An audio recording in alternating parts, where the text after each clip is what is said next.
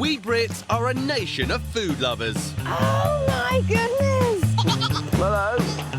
Our supermarkets are jam-packed with products from every corner of the globe. Konnichiwa! But how much do we really know about the journey our food makes to our plates? Wow! I've never seen anything like it in all my life. Oh! The Food Unwrapped team travel all over the world and beyond. This is like stepping into the future. To reveal the trade secrets behind the food we eat.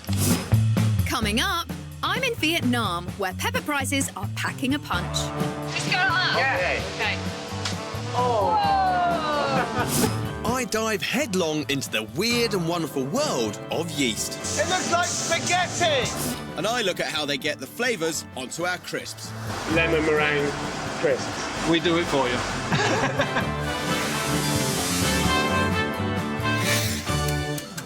First, pepper. We've been cooking with it for over 2,000 years. But how much do we know about these fiery little fellows? I'm just very inquisitive about pepper. I've got a million pepper questions. What is the difference, right, between your black pepper and your white pepper? Because different recipes ask for different peppers. Is it from a different, plant or something? Would there be like a black pepper tree and a white pepper tree? I'm not too sure. They'll come from a different pepper, obviously. Yeah, a different pepper plant. Yeah, that'd be what it is. I presume it's the same stuff. Have you got an idea where the white pepper come from? No. To find out, I'm hot-footing it to the world's biggest producer of the stuff, Vietnam. I'm hitching a ride to the Binh Phu Rock province in the south of the country. And look, my driver, Kenny. Say hi, Kenny. Hi. It's 75 miles from Ho Chi Minh City, and evidence of their top crop is everywhere. Ah, teal? Look at this. Pepper drying on the roadside. It smells very peppery. We are definitely in the right spot. Back on the road, Kenny's taking me to a pepper farm in the village of Loc Dien. Kate, Xin chào, Tan. tôi sẽ giới thiệu bạn cách trồng tiêu và làm ra hạt tiêu. Duan Van Tiang used to be a coffee farmer. Then he realised he could make more money from pepper and hasn't looked back. Ah, fresh peppercorns. Can try it. Ooh, hot boy. I'm after the difference between black and white pepper, but these are all green. Are these peppercorns black pepper or white pepper? Chỉ làm tiêu đen thôi. So if the green berries make black pepper, then where does white pepper come from? Đi ra đây là có những cái chuỗi nó chín á, thì mình làm được tiêu trắng đi. Look at those. So this is white pepper. Tiêu trắng là làm cái này là làm rất nhanh. Nhà chỉ làm tiêu đen thôi, tại vì công nó cũng ít. So white pepper and black pepper grow on the same vine. So they're actually the same plant, but you can only make white pepper from the ripest red berries. So it is about how ripe the pepper is. To make white pepper, Tiang would need to separate the red berries from the green after harvest and soak them to remove their skins, leaving behind the white peppery centre. Đang hái tiêu. Can I help? Instead, it's on with black pepper. I mean, it would take a day to clear this vine alone, wouldn't it? Nửa tiếng. No. You could help us. Không quen. Chỉ phụ nữ làm thôi. Really? Only girls do this job. You just stand there and hold the ladder. And Tiang is onto a good thing. Wholesale black pepper prices are rocketing. In the last 5 years, the price has gone up by a whopping 160%. Here you go, Tongue. I got you a sack full. Quá nhiều, quá giỏi.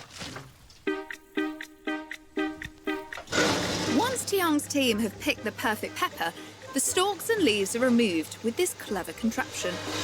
What did you do before you had this machine? Like making wine, stamping on grapes, you guys used to step on your peppercorns. The berries are dried in the sun for 2 days until the skins shrivel up and peppercorns are created.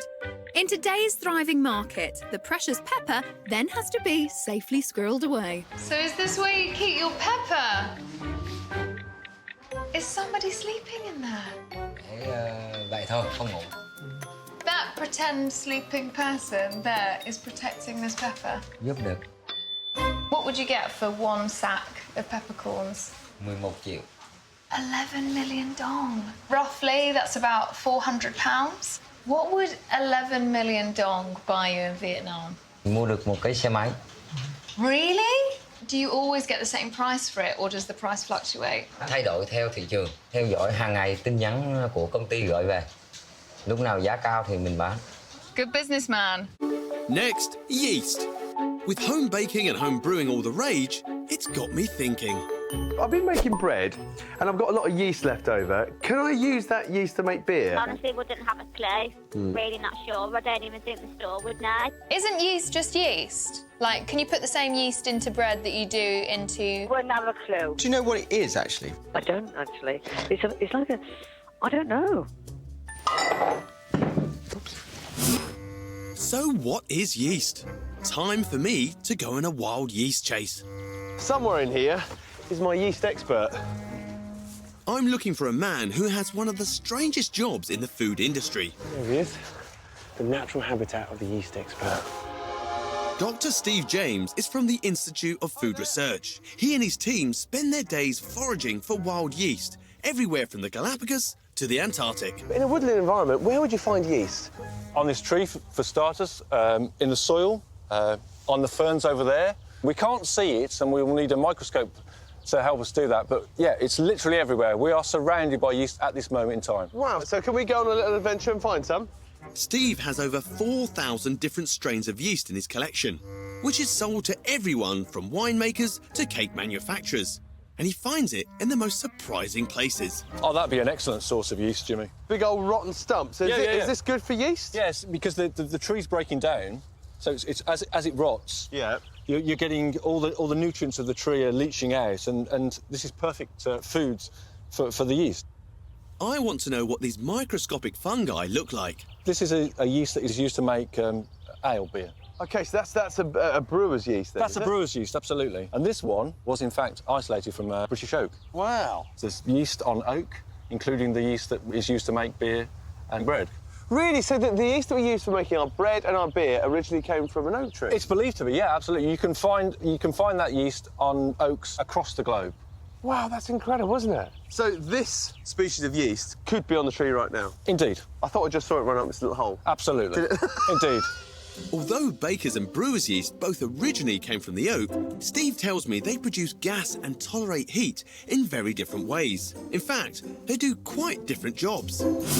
But what does that mean in practice? Only one way to find out. Hi there, I'm Jim. I'm going to make some beer, but to see what happens, I'm going to use baker's yeast. Enjoy your bread. Cheers, will do. Bye. Thanks, bye. Right, here we go. Some malt, some sugar, My hot water. and last but not least, the baker's yeast. This is the stuff we make bread with.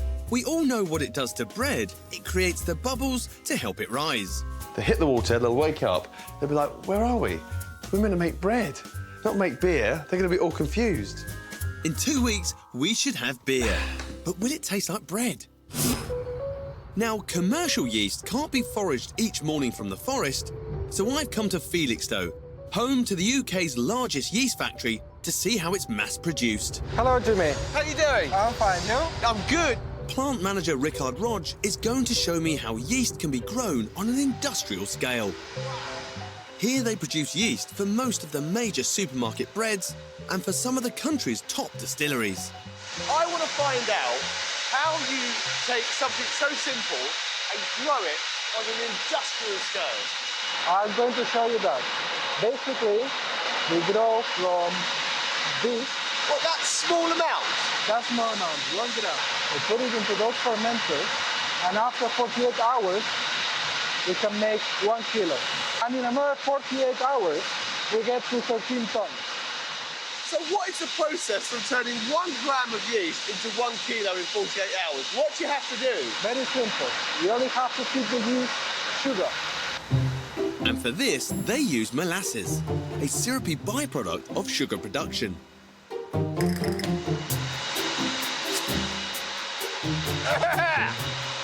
So in 48 hours, will I be about 24 foot tall? Put simply, these yeast cells eat the sugar, and this makes them grow and divide like crazy until all the sugar's gone. It looks like spaghetti!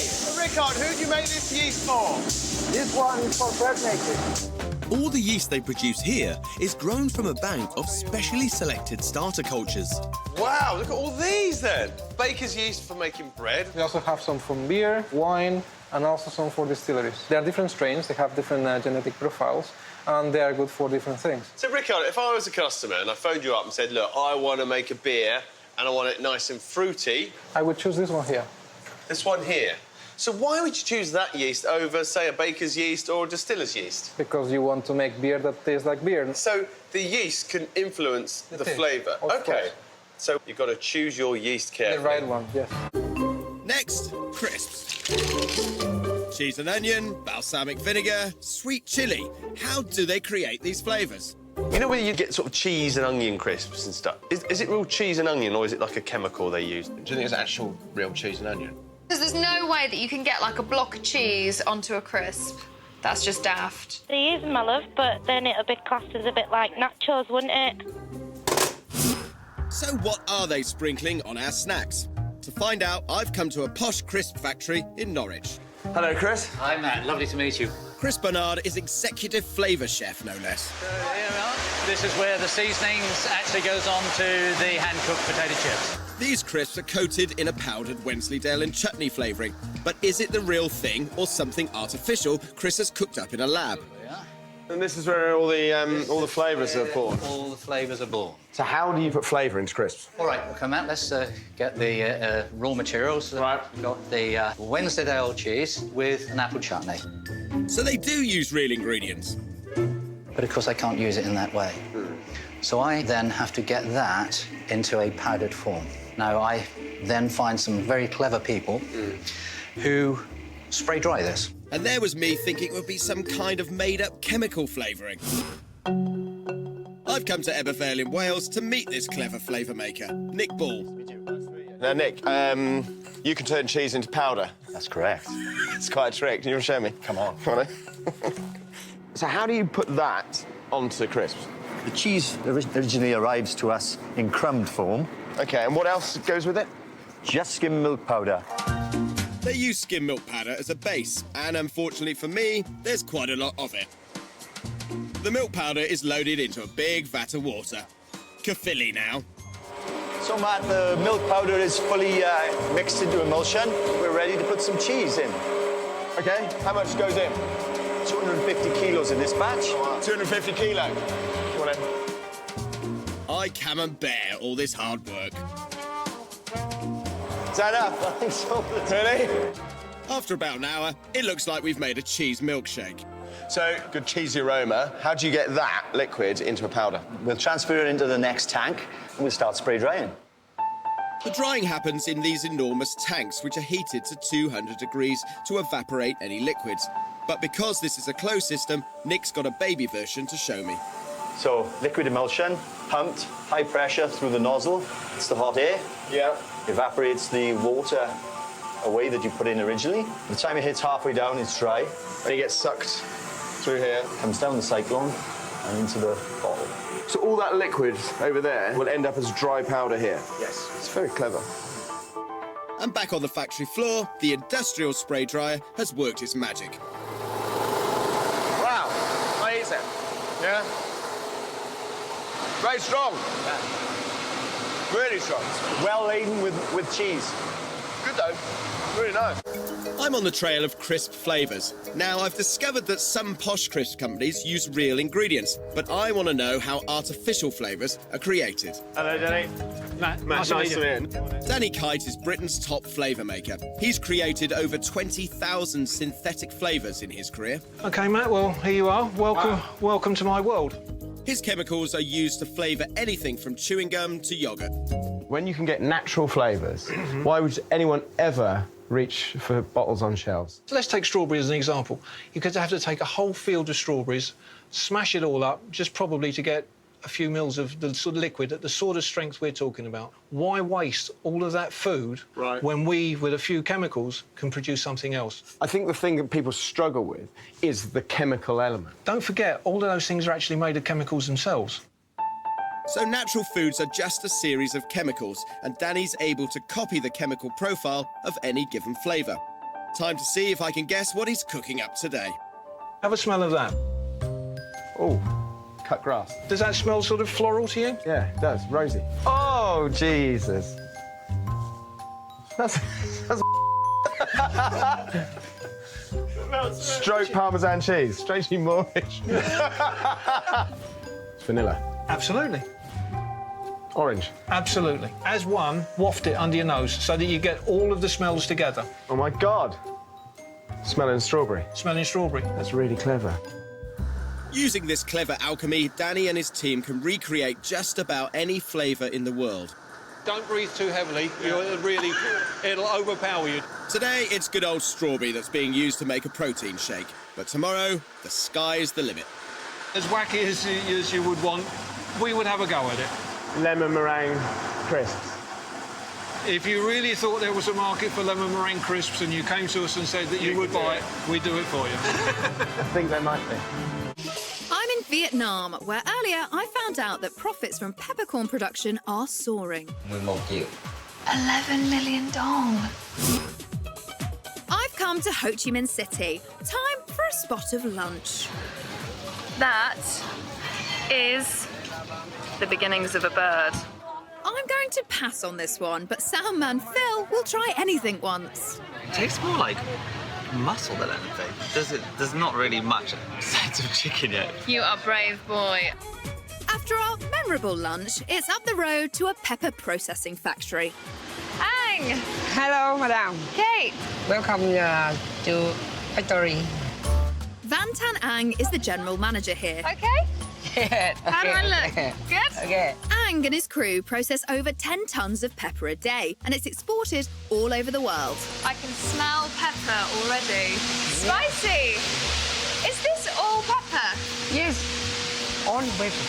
How Yeah. heavy are these sacks? 70 kilo. 70? Yes, it's worker very strong man. So what's happening here? This quality control. Yes. Whoa, watch his head.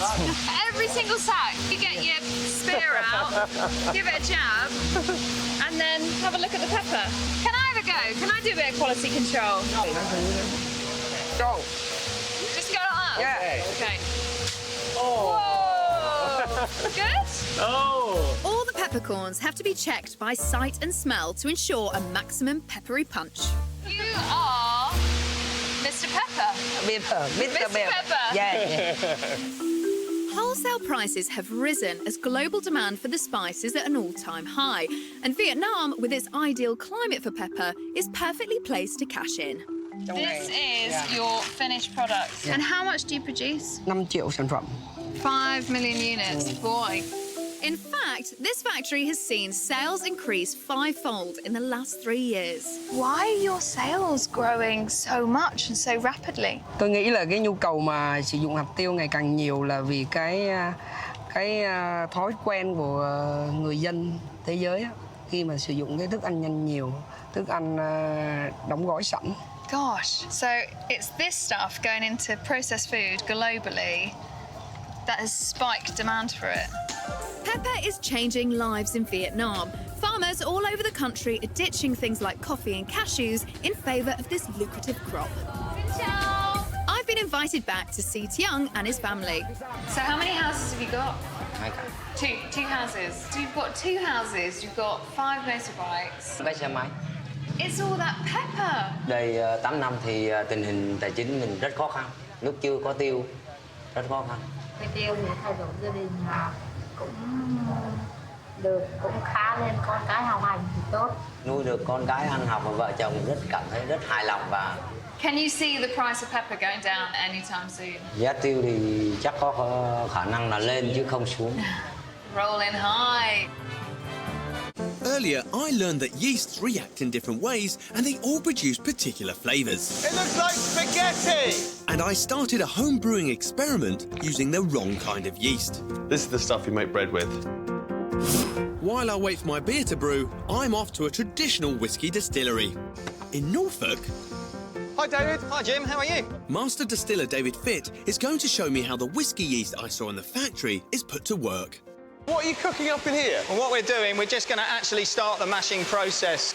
David starts his whiskey with grain and water, but before any yeast goes into the mix, the starchy grains have to be mashed. Yeast can't eat starch. What we're going to do is break that starch down into fermentable sugar. The yeast will eat those, and that's when the magic happens. Got you. So basically what you're doing, you're making a porridge breakfast for the yeast. Yes. And in return, you get rewarded by whiskey. Yeah, or you will later. To get things going, cue the special distiller's yeast. Is there a big difference between the yeast you use for bread making and the yeast you use for distilling or beer making? Yes, this kind of distilling yeast is tolerant to work in high temperature, a little bit higher than a brewer would be using, and also it's a bit more tolerant to working in slightly higher levels of alcohol. Right. It takes high temperature and can take a lot of alcohol. Yeah, and it's going to go in and do a specific job for us. So unlike baker's yeast, distiller's yeast will perform perfectly in the hot and boozy conditions of the fermentation vats. This is going to release a massive amount of energy. It's alcohol, carbon dioxide is released, as well as flavour and aroma compounds. This porridgey mix is left in vats to ferment, where the yeast reproduces rapidly. It sits burping out alcohol for 3 days, which is then distilled and left in barrels to age. This is one of the best filming days. Oh, that is incredible. But really, the whole thing hangs on the humble yeast. It does hang on the humble yeast. I mean, if we didn't have yeast, I would be out of a job. Oh, my Lord. So if every yeast has a particular job, what's my baker's yeast beer going to taste like? If someone poured that out for me in a pub, I'd be a bit disappointed. I seem to have created a brew with far too much gas and not much flavour. But what will the critics back at HQ make of it? It's got a bit of a lingering aftertaste. Well, that's a lesson learned. Perhaps next time I'll stick to the right yeast for the job.